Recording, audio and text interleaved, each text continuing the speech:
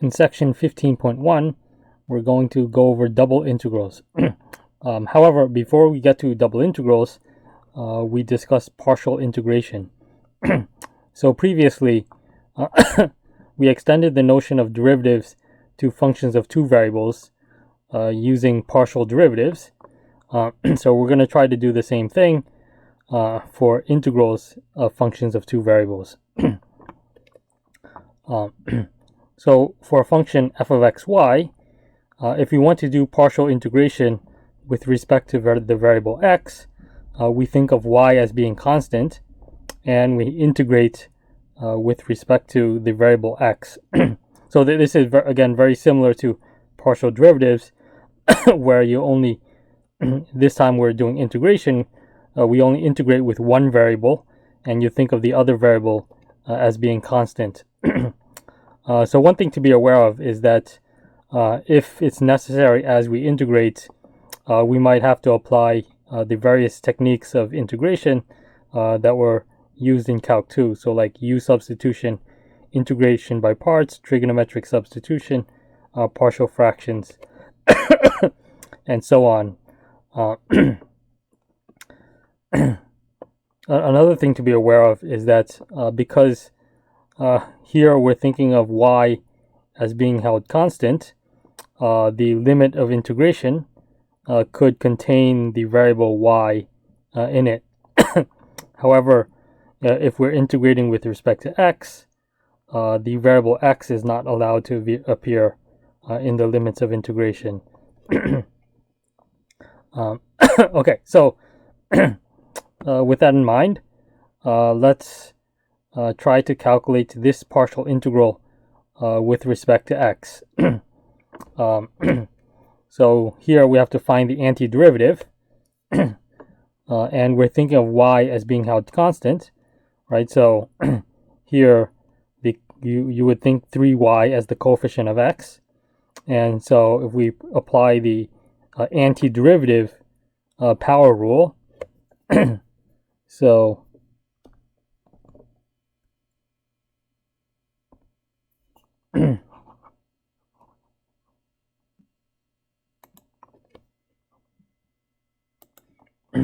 if we apply the antiderivative power rule, you increase the exponent by 1, right? So so it becomes x squared. So again, the 3y is the coefficient. That stays the same. And we apply the power rule to x, so it becomes x squared. Right? So in integrals, the power goes up. And then we divide by the power, right? So here, because the exponent is now 2, we divide by 2. Okay. So that's the antiderivative. And because this is a definite integral, where we have limits of integration, we have to evaluate the antiderivative at the endpoint. So 1 and 2y. Okay, so we plug in the top thing in for x first, right? So the variables of integration is x, so you plug it into x. Right, so we first plug in the top expression, and then you subtract, and then you plug in the bottom expression, so 3y 1 squared over 2. And then now we just simplify this, right? So 2y squared is 4y squared. 4 times 3 is 12.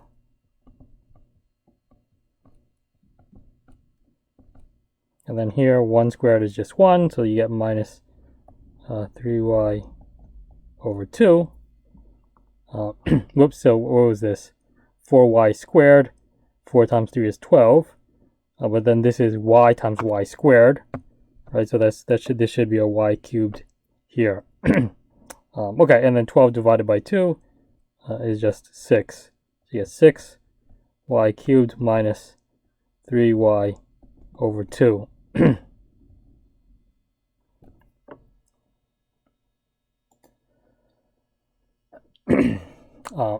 Okay, so so that's what we get for this partial definite integral.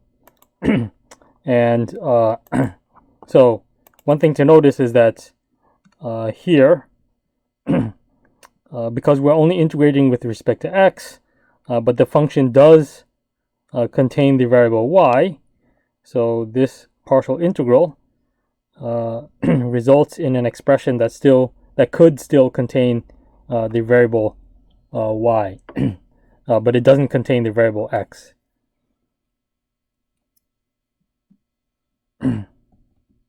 So the answer here doesn't no longer contains the variable x. Okay, so that was the partial integral with respect to x. So similarly, if we want to do partial integration with respect to y, you hold x as constant and you apply integration to the variable y. And then similarly to before, because we're thinking of x as being constant, the limits of integration are allowed to contain the variable x. Okay, so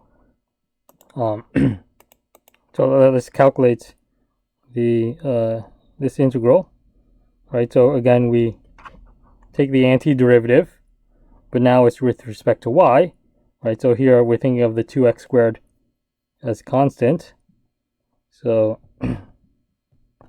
that stays the same. And then here we apply the antiderivative power rule.